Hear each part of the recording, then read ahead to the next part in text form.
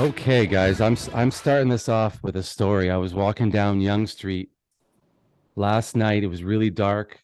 I got through an alleyway and out jumped a very dangerous polar bear. And up to this point, guys, I swear to you, I had no idea that polar bears were in Toronto. But I was walking down Young Street, a very popular street, and then I walked a little further and another one jumped out with his hat backwards and he jumped me and took everything.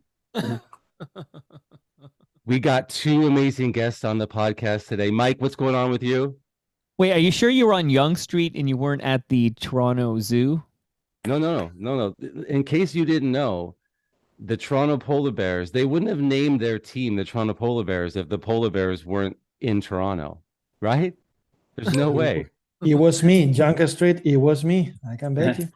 We've got two amazing guests today. I've been wanting these guys on for basically since we started the podcast. I'm from Toronto. Our producer's from Toronto. We're rooting for the Toronto Polar Bears.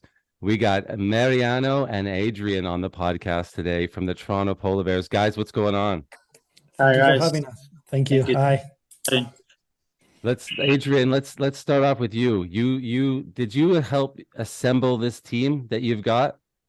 Yeah, from day one, I got a call from Keith and said, hey, we need someone to take care of Toronto team. We had no name back there. We were looking for names. We came up with this lovely name with this lovely logo. So I can tell you from day one, I was helping. We were building this amazing team. We were lucky. We were so lucky. We got the amazing players we got.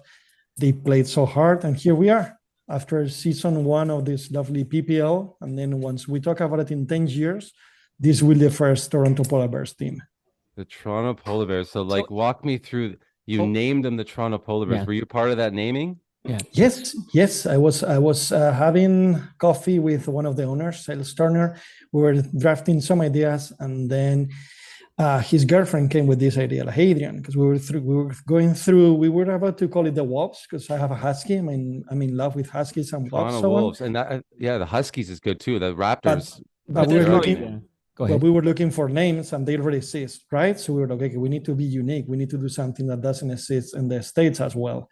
And then we came with this amazing idea. I called one of my best friends. He's a designer. I was like, I want to do a polar bear. But I don't even know what paddle is. Don't worry. Give me a first polar bear. I'll give you a paddle racket, and then we have something together. That's why we had the logo with the colors and everything. You were the first team with a logo, I think, right? Mike, do you remember that?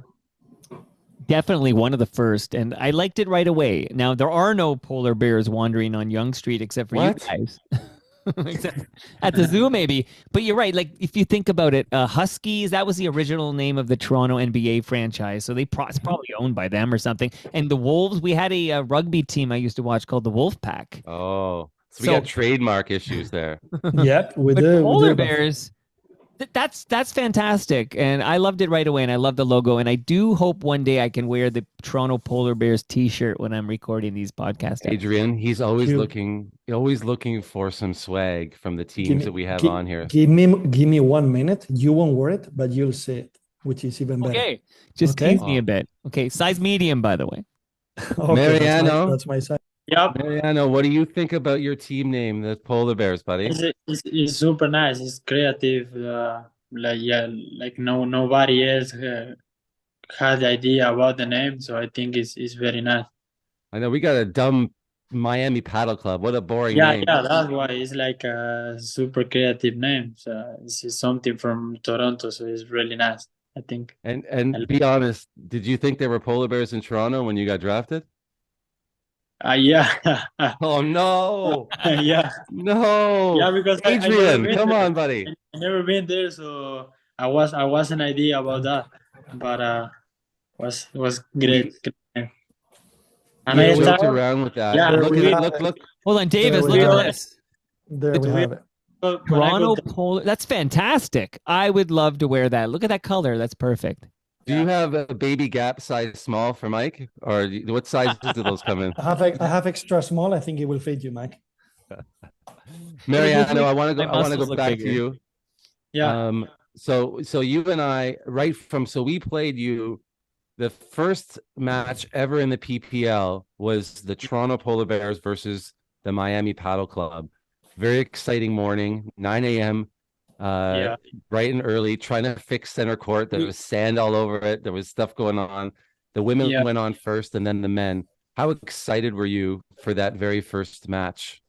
Was very nice. At the beginning, I was a little bit nervous because it was the first match on the PPL. We were opening the PPL, but I Yeah. think after the first game, I started playing focus, and I feel very good in the court, and I think was good start. Yeah, you and Adrian, how was the vibe going into the first weekend for you as a manager of the team and taking care of all the players, like the first and even the Friday night where we all got together and the speeches and Uh, Del It was Potro and everybody. it was crazy. It was crazy for all of us. First of all, we were able to meet Del Potro, Daddy Yankee, but we also have lovely Sebastian Jovinko, part of our team, right? And most of the games that they're their Oh, I'm fans. getting So into him. I'm getting into So, him. That's so, so I, big. w- I was really happy because finally I was able to introduce him to them, right? Because obviously I've met him before, but all these guys living in Miami didn't get the chance to meet him, right? So I was extremely happy about them. And let me tell you something, going back to the games. Yes, sadly we are the first team out of the season, but we can always say we were the first team to win the first 2 points for the PPL. And that was our ladies. That will always stay over there on the scoreboard. We were the first, we won the first 2 games of the PPL. So we made history. Yeah, I remember those two games, unfortunately, very too well. I was getting a little anxious about that, but Yes, we were. Remember, you and me, we were talking about the court at the beginning and everything because we were the yeah, first ones in there, right? We were just yeah. making history. uh, But yeah, it was amazing, the vibe.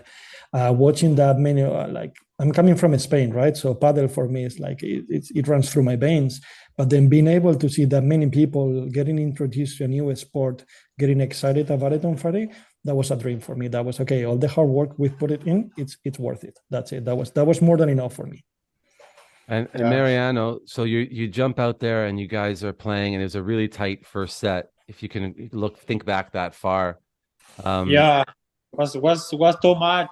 We knew that it was a difficult match against Jose and Ruben, but we tried the best. And then I think it was an special moment because everybody were expecting about the PPL, how it was, and we were opening it. All the people watching to us, especially these guys, Del Potro, Sebastián Jovinko, everybody there. So I think was an special moment for us to play. how long do you think before the nerves kind of went away? Because I'll be honest with you, I liked your game. I liked your game before the draft. Adrian stole you from me. I would have drafted you as for sure. I think we became friends really quickly during the weekends. I really admired your game. You didn't Yeah, look nervous at all, in my opinion. In fact, you looked you looked like you had been doing that for a really long time. So I mean, whatever nerves you had, you shook them off pretty quickly. yeah. That's what I was talking about. The first game was a little bit tight because everybody were watching, expecting what is gonna happen in the PPA. But after the first game, when I start getting in ring with the match and everything, I start playing super quiet. I feel so good on the court. The court was a little bit weird in the beginning for the bounces and everything because the court was new. Yeah. But after that, I feel really nice on the court. I I did what I wanted to do. I enjoyed the match. I fought it. So I think it was good. Was good stuff. And Mike, did you catch any of that first match? Yeah, I was following along, and I was going to ask to Adrian about adjustments and such. Like, I guess I'm naturally curious if you're Yes. disappointed with the record this season and what kind of adjustments you'd make going into next season. So you can ask Mariano and you can ask my team. First thing I told them, guys, as long as we compete, I've been a sport guy all my life, right? You can't guarantee you're gonna win, but the only thing you can't be cheap about it is commitment, right? My guys, they did everything they could. They left everything on the court, so I have nothing to tell them, right? Like you can ask Mariano. That was my pitch every single time, guys. Fight every single ball. Fight every single ball. If we lose, I don't care as long as you guys keep conquering, because then one day you're gonna win, right?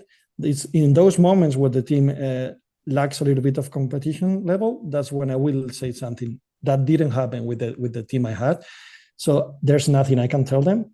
Of course, we all want to win. Same way we know this is a sport. You win and you lose. You lose more time than you win. We're really competitive, right? I was telling Davis tomorrow morning. I already have a call because we're getting ready for next year. Don't think the polar bears are getting away. We're coming back. We're coming back stronger than ever. We're gonna make history. Believe me. We're gonna turn things around. And maybe next year it'll be Miami versus Toronto in the finals or semifinals. That'd be great. I'll take that. I'll Yeah, take yeah. that. Was the beginning. I think the idea of the team was a long-term project. So I think we need a little bit more. I don't know, maybe some another efforts on the team, but I think it was the start. It's just the first year. I think we're gonna be stronger for next year. And Yeah. and I don't know if you know this, Adrian. Did you know that you guys are? Because I looked it up today before we were on this podcast. You're one of the youngest teams. Did you know that? We know that, and if you go back to when we present the team and then ownership team, Jovinko, Sale, Josh, they did their speeches. We talk about making a legacy, right? Yeah. And then when you want to make a legacy, you need to invest in the future. How do you best invest in future? Getting young guys into the field. Of course, playing against Miami versus Marta Mariano, former number one, Sylvie, number one, number two, if she wanted to play this year, right? Playing against Ruben Rivera, top player from Spain, world power to the experience. That it's a master. Like it's a master. In one day, you're learning more than 6 months training daily, right? We were investing. You need to be patient because then you can ask them to be winning on the first year because you're competing against the best. But then you don't build a franchise from scratch just without investing in the future. Same way the Raptors here, we want to compare with the NBA. They won a championship title back in 2019, but how many years were they out of playoffs, right? They invested in Dwayne Quasey, then they invested in Nick Nurse. So that's what we're doing. We trust this team. We trust in these guys. We're going to give them the tools they need, and then they're going to succeed in the future. And I really admire the fact, I mean, we kind of saw at the draft, one Miami-born player after another, or at least resident of Miami after another. And the strategy there, I thought, was, first of all, Miami is sort of the hotbed for padel in the United States. So it made sense to us. It made sense that you were really close to the site in Tampa, right? So logistically, you get every player there. It's very easy. But I think what I admired most was the age of your players, so that they can grow with your team. Because no other team really, because I did a little bit of research today, no other team really set up their team for 3 years from now. That was our plan. On top of that, I don't know if you know it. When we chose these guys, especially the men team, 3 of them did already play together on another team. So they're friends. They train together every single day. They knew together. Other teams, of course, they're getting better results, but a lot of them, they're getting to know each other on the court first day of the season. Yeah. These guys, they knew each other already. That was really important for us because, like I said, we are thinking about the long term. It's hard sometimes because you need to be ready. Like it's hard to be losing every single day, game after game after game. But when you're looking at the future, long term, you just need to sometimes to take some risks, and then that's where we took it. And also another reason, sadly, this is changing soon. There's no paddle courts here in Toronto. Even if I like it, there's no way for them to be training. I'm going to be taking them to my backyard. That's all I can do, right? This is going to be changing soon, but that's you have a paddle court in your backyard? I wish. I think I was daydreaming right now. I'm coming over. I was daydreaming right now.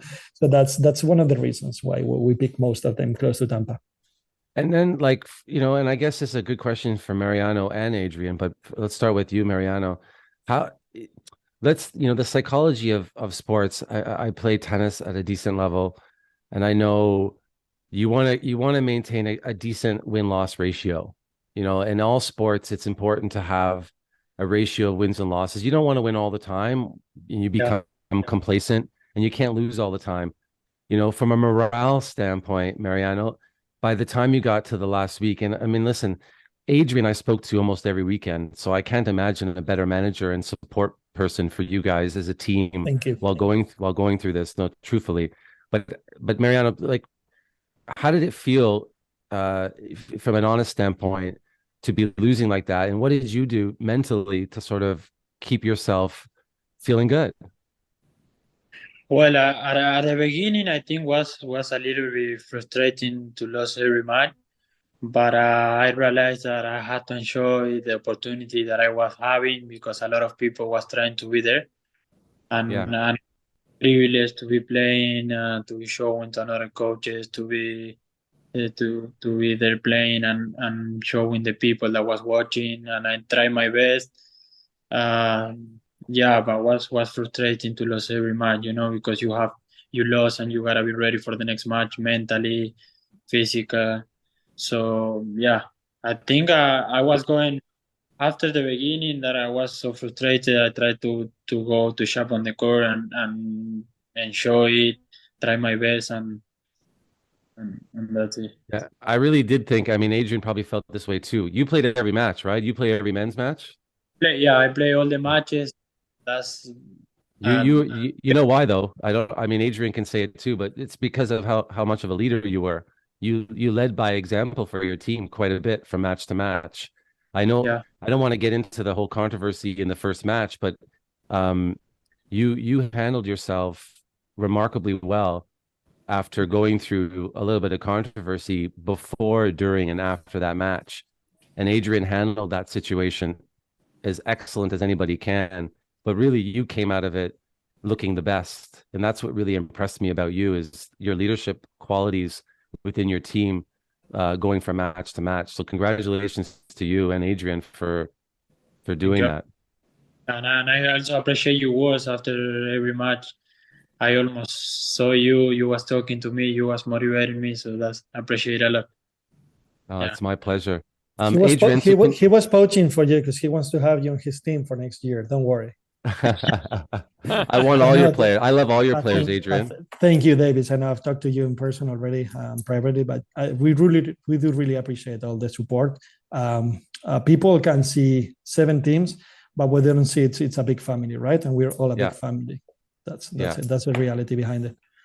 So Mike, do you have any questions about Oh my next goodness. season? Yeah, you must have a lot of questions. Well, one of my questions for Adrian and Mariano is, do you think the Miami Padel Club can win this inaugural PPL Cup? Let's ask Davis because if I remember properly, when they He's were playing, biased. when they were playing against Vegas, they were all okay. We're not gonna make it because that Guga Batke was eating the court by himself. Let's be honest. He was the MVP, but he was cleaning 4 glasses out of 5. I think he just ran out of gas. So what's your plan for the finals if you face Vegas again? So thanks for asking, Adrian.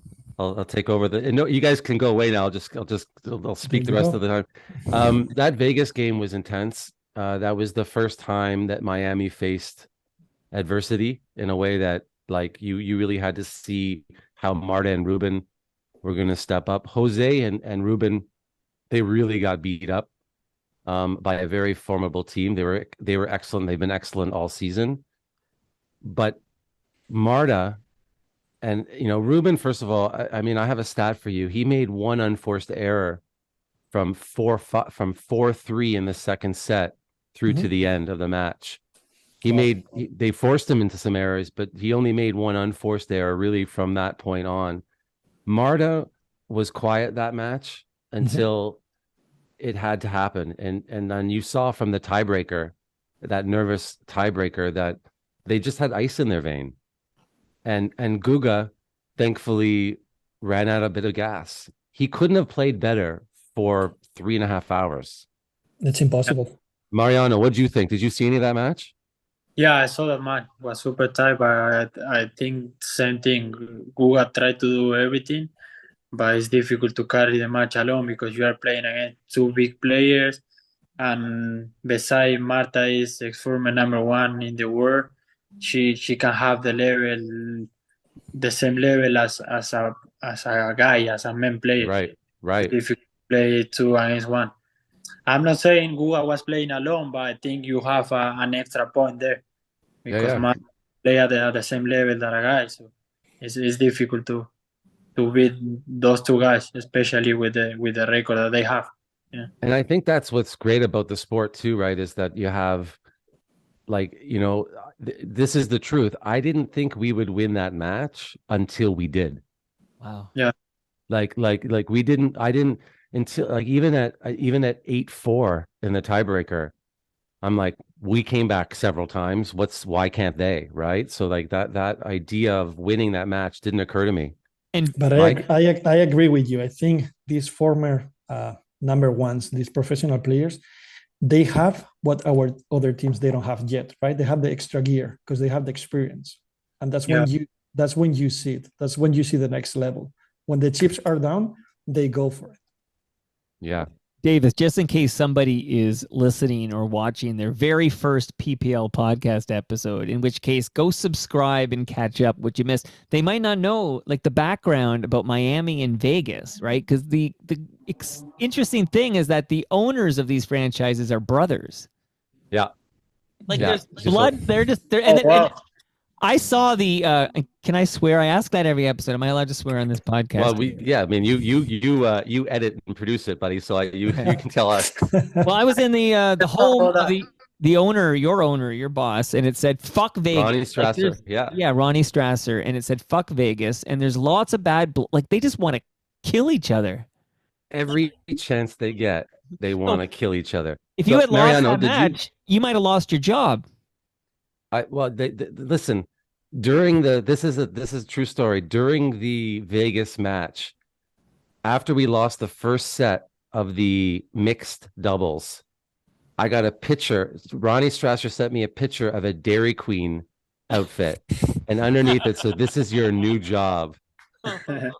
So that's how he motivated me during a match. Like I was, but no, they kill each other. They play tennis with each other. I teach them tennis twice a week, and they fight like there's no tomorrow. It's a bloodbath But every single Davis, week. Yeah, Miami's undefeated as we speak Yes. right now, right? Yeah. Well, Vegas is 3-2, so so far so good. I'm still curious though, like because you're biased, we know that, but Adrian and Mariano, like you guys have watched the Miami Padel Club. Are we looking Yeah. at is Davis the GM of a future PPL Cup winner? No, of course. The four teams that make it to the finals. I'm not gonna say like we only know Miami for sure right now because we still have some games to go on Saturday. 3-2, 3-2, 3-2, 3-2, They're 3-2. all Super three tight. and two. 3-2, huh? Four teams, 3-2. And, Amazing. in all of them, we are talking about former number one Cata Tenorio. We are talking about Vega, Los Angeles as well. They weren't lucky enough. Well, they have U.S. number one, Luis Estrada. They have former number one and a legend, Sebastian Nerone. So the competition level this league is seeing, it's amazing. Like it's incredible. Like if Miami wins, it's because they deserve it. If Las Vegas wins, Cancun and so on, still race. They will all deserve it because the competition level we are seeing, it's amazing. We never thought about it at the beginning, honestly. I gotta be honest with you. This is also the beginning. I think the next year, a lot of professional players they want to champion in the league. Yeah, what are you hearing, Mariano? Because you're a player. So like, what I have some friends that they were asking about the league, how it works. I think they want to champion. I think it's also a good imagine for them to because if people can watch them playing in US, they can be recognized. They can, I think they can show up. How many top players? How many top players in the US or maybe Mexico, if you know them as well? How many top players didn't even sign up for this draft? Are we talking 20, 30, 40, 50 people that is there that many? Oh, wow. And on top of that, from Spain, because the schedule they have right now, they have 14 tournaments between May and June from World Padel Tour. If not, I can tell you from our own team, we would have someone from Spain, like top level, but they couldn't make it because of the schedule. Yeah. That's why you see so many retired players. Some of the guys, they want paddle, the top 10, some of them, they want to come and play next year. So I don't know what is going to happen. I think the competition is going to be at a high level next year because a lot of players, they want to come and play. Both of you could answer this, but I have an interesting question in regards to the internationals on a team. You guys chose to have no internationals, but Adrian, you kind of just mentioned that if the right person was available based on schedule, maybe you would. Mhm. Do you Yeah. do you like the concept of having mostly a North American team, or do you think that we should open it up to, I don't know, as many internationals as a team wants? What's your view on that? I'll let Mariano answer first as a player and answer as a Oh wow, staff member. what a gentleman. What a gentleman. I think the idea for the team was the long-term project, as we talked. But just in case something was happening or was going bad, we tried to bring some international players from Spain. But as Adrian said, the problem was they were playing the World Padel Tour tournament, so it was difficult with the calendar for them. And then in the last minute, we were a player that he wants to come, but for some things or for some reason with the tournament he couldn't come. So the only option that we had is to compete us, Oh, to grow this is our players, to live the experience. breaking news here, Mike. This is breaking news here that the Toronto Polar Bears were close to potentially having an international, where the whole time here I'm like, nope, that's not the plan. Adrian, speak to that. You almost had Yeah, somebody? let's hear it. I was close too many times, but I never closed the deal. We were aiming too high, to be honest, like you said. I'll answer to that question and then I'll get back to your original question. Like what I think about the league having internationals or not. I think this year when we realized we couldn't have which we wanted, the person we wanted, because we were aiming really high, like uh, competing till Friday, Saturday, Sundays. You know what I mean? We were okay. Let's go all in with the team we have right now, because the person, the two people we were like close by, they weren't retired. That's why you have Marta right now. That's why she's retired. She just stopped for a little bit, right? Like she can be winning every single day as soon as she wants to get back. That's why we have Seba. That's why we have Kata and so on, right? Yeah. But if you're looking for actual players right now with the schedule we have this year with May and June going on, by the time a lot of players message us, it was mid-April, beginning of May. That's when the league became, let's say, noticeable, not famous, but when we held the draft, we all know it. We got a lot of people. It was amazing, over 1,000, like 1,000, 3,000 Yeah. registration. Yeah. Can't remember the number right now. It was amazing. But then that number, I don't know about you, but we got messages starting mid-April, beginning of May, 5, 6, 7 players per day message us. I don't know about you, Davis, Yeah. but that was the Yeah. thing. So that was our idea for the team. Let's keep thinking about the long term. We compromise. We got the guys we wanted. Let's just stick with them. Let's show them we trust them.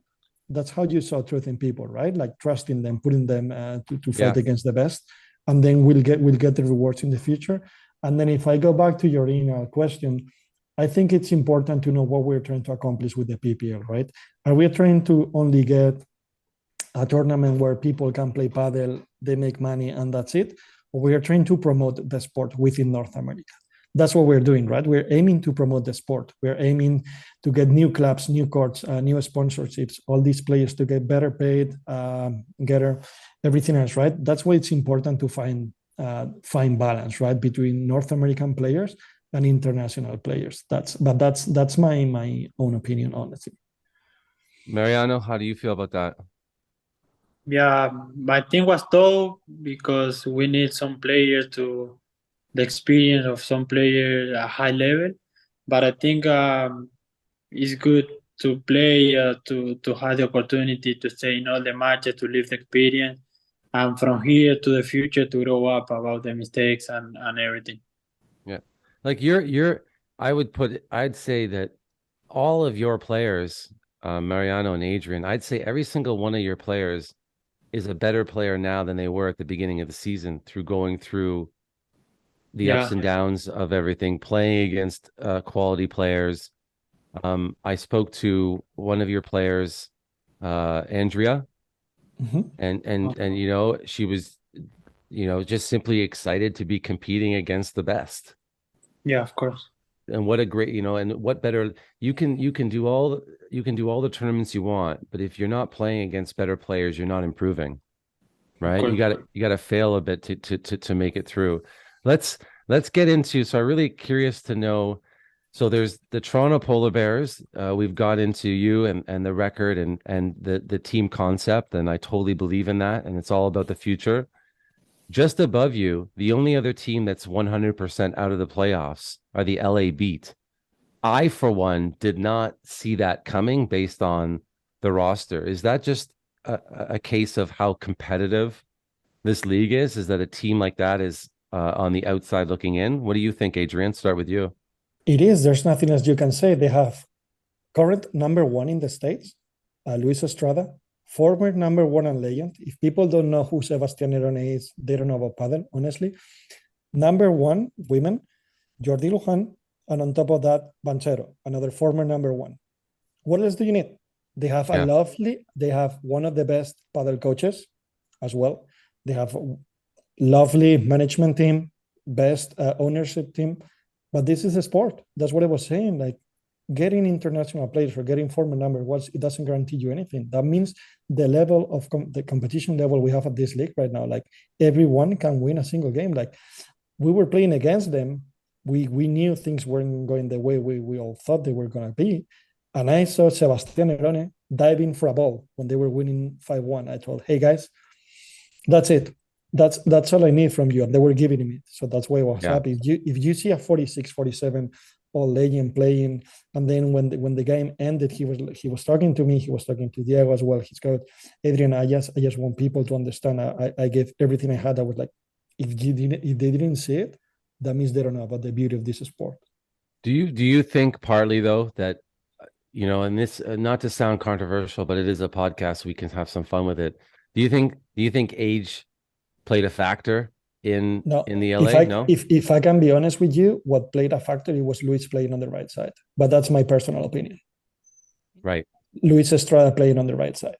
Yeah, playing on the forehand side on his unnatural position. Yeah, but having Seba Nerone, you can put to Luis. No, of course. I'm not here to judge anybody's decision, but that's my own opinion. That's how I felt, right? But obviously, when you have one of the best on the backhand position, who are you gonna tell that guy, hey, move around, right? I'm gonna put the other one there. But that's what I think that's what I was seeing on the court. Luis Estrada, Mariano, and there's a few. Jose's had some quality matches, most recent against LA. But I think the most impressive thing for sure, like Mariano, you've been extremely impressive. And Luis Estrada, we played them last weekend and had probably my favorite match so far. Ruben and Jose pulled it out somehow. Yeah, right? so but that's where I was getting to with age, and I'll be honest with you, the goal on the bench was certainly to take that to a third set so that we could get the superstar former number one just a little bit more tired. And I was there, I was present, I was watching it. His level of play was up here. For viewers, I'm putting my hand up really high. And by the end of that match, I would say that the level of play dropped off. What are your thoughts? Yeah, I don't know, because he used to play in Miami, and the weather is hot. He lives in Orlando. He practiced with the sun, with the humidity. So maybe it was I don't know, the pressure of the match. A lot of things that can happen during the match in your head. You know, you have to deal with it. Maybe you have some up and downs during the match.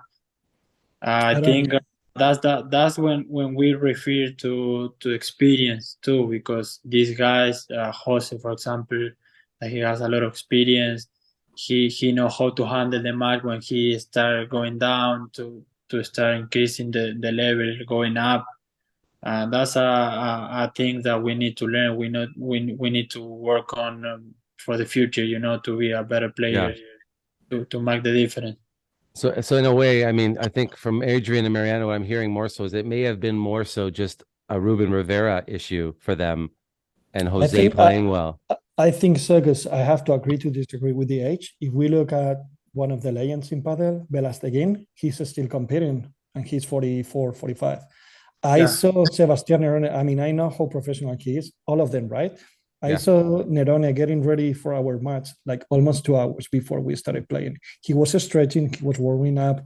Like, I don't think the age, it's in this case, it was one of the reasons. Maybe he was tired. not because of the edge, because they were playing late, maybe the previous day and then the next day.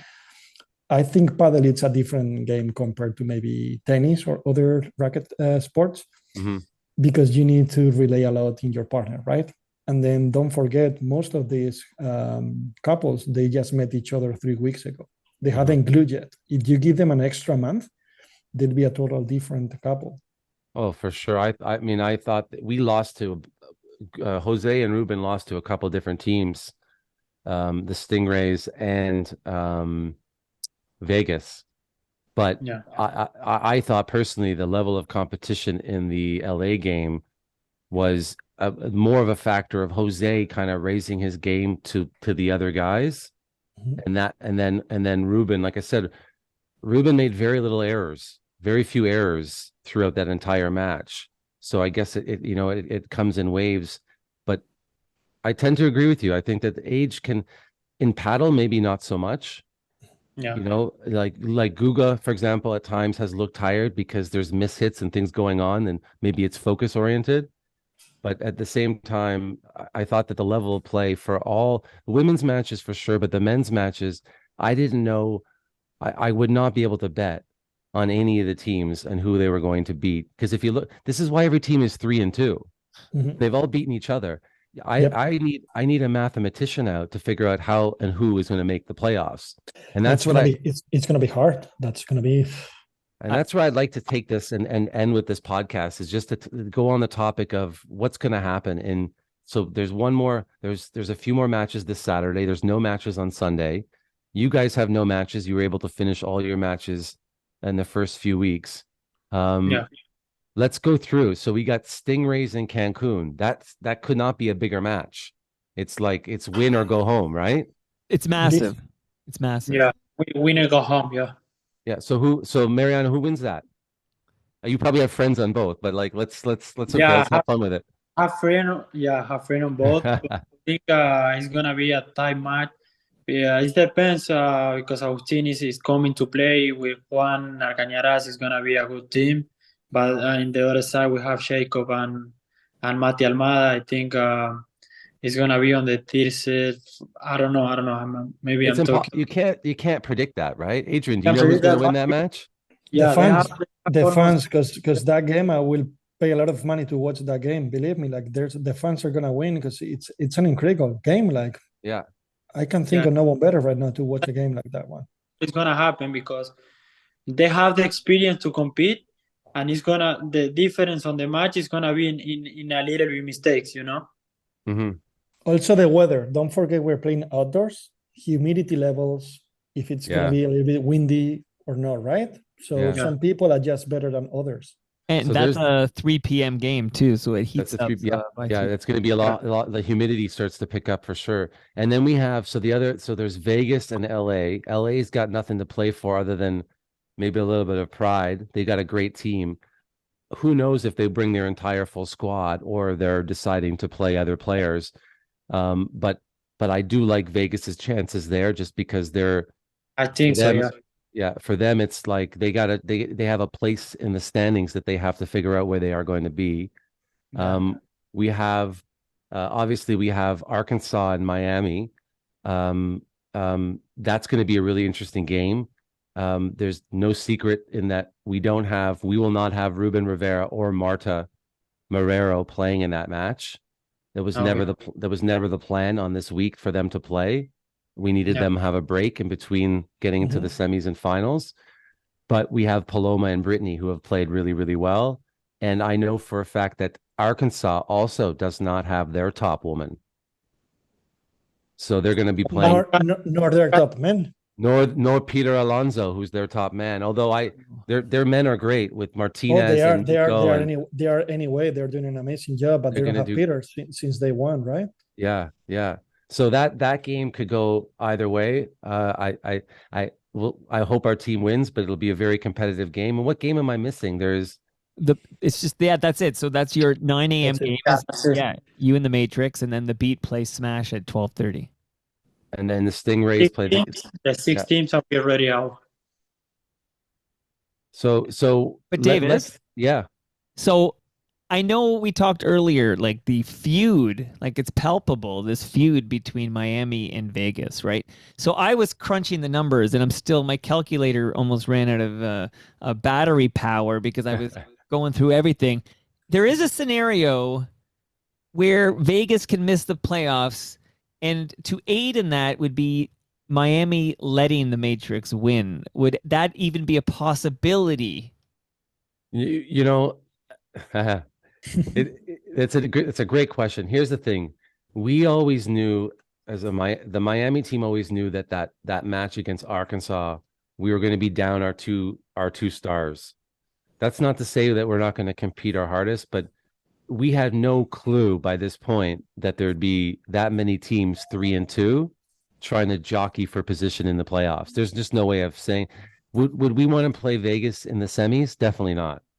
But you've clinched first overall in the regular season. It's clinched. It's clinched, but now it's about scoreboard watching. Who are we going to play because we're going to play the 4th seed in the semis. There's nobody that I want to play. They're all good, right? There's no team that I'm sitting there thinking, oh, Stingrays, no, Cancun, no, Arkansas, no, and Vegas, no. They're all quality teams. So it's really about it just comes down to in the moment and who can come up with their best shot making ability to win. That's how good this and how cool this is going to be. But what I want, Mariano, I'm going to put you and Adrian on the spot because I think it's fun. Give me 1 through 4, Mariano, of the placement of the teams. And I know players are going to call you. Don't worry. There's only 9 viewers of this podcast. So don't worry about all them listening. Okay. So just give us your prediction. We know who 1 is because we've already solidified that, but give me 2, 3, and 4. Okay, I think number 1 is gonna be, of course, Miami. Yeah, it's gonna be the best team, but it's the most complete team because you have men's, you have girls for the mix. You got the best team. So I think you're gonna be number 1. Number 2, I see super close with Arkansas. Arkansas and Stingrays. I don't know. And then we have. Who did you say? Sorry, who did you say in the 2? Because Stingrays is gonna play against Cancun. So who lost there is gonna get out of the league. Okay, so I think number 2 is gonna be Arkansas because you don't have the guys in this weekend to play. Mm-hmm. Number 3 is gonna be Las Vegas, and number 4 for me is gonna be, I think, Stingrays. Wow. This is so cool. I wrote that down in my brain, so I'll forget it. But I'm not saying Cancun because I think it depends too.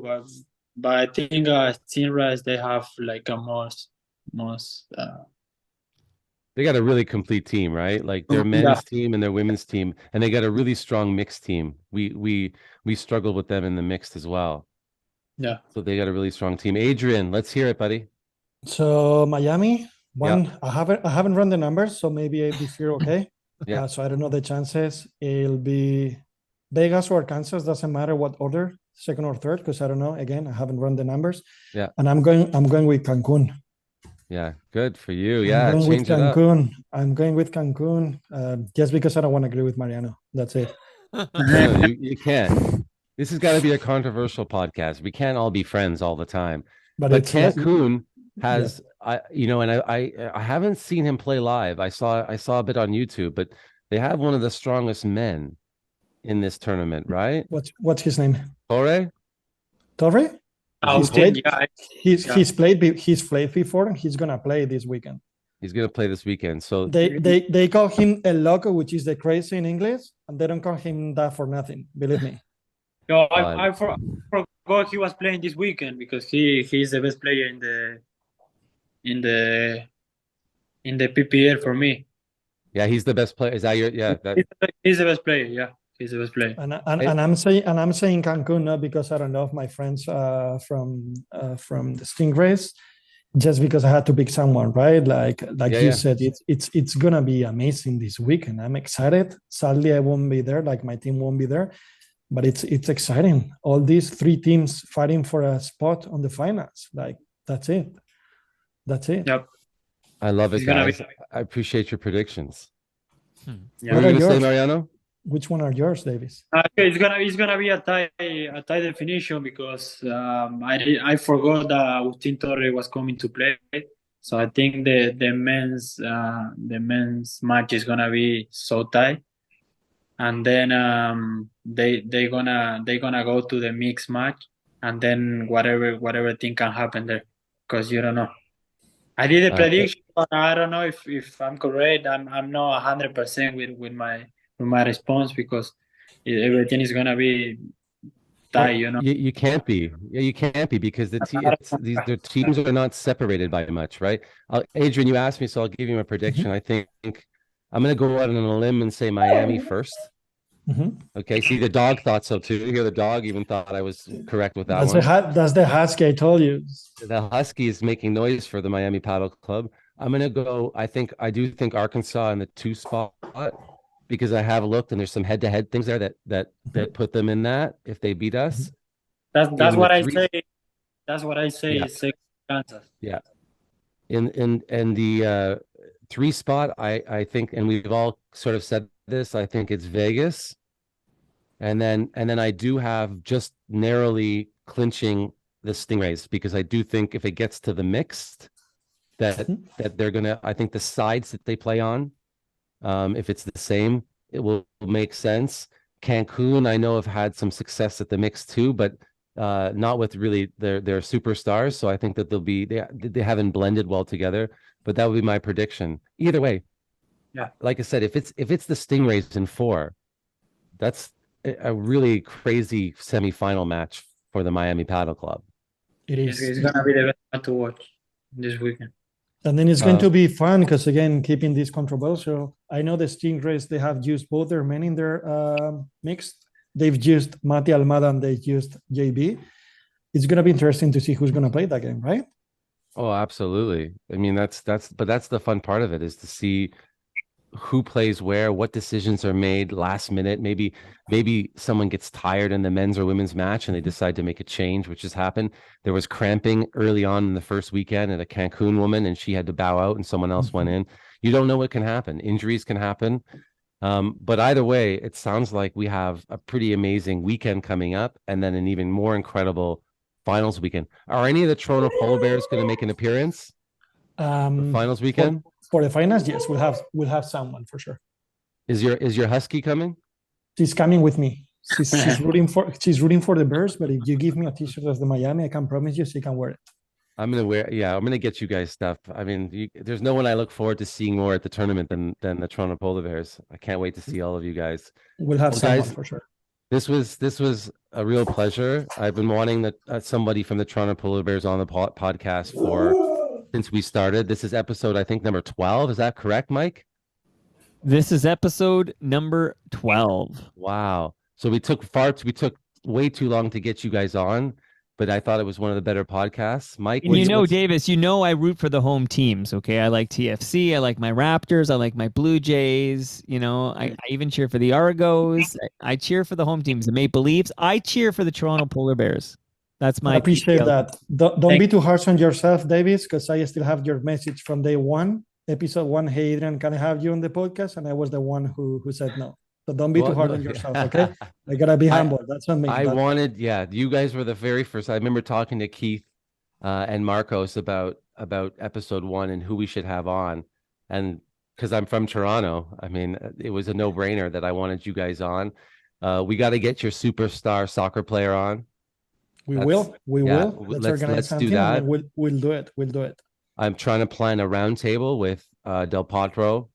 That'll be awesome. Yeah, so we'll do something like that for sure. But of course.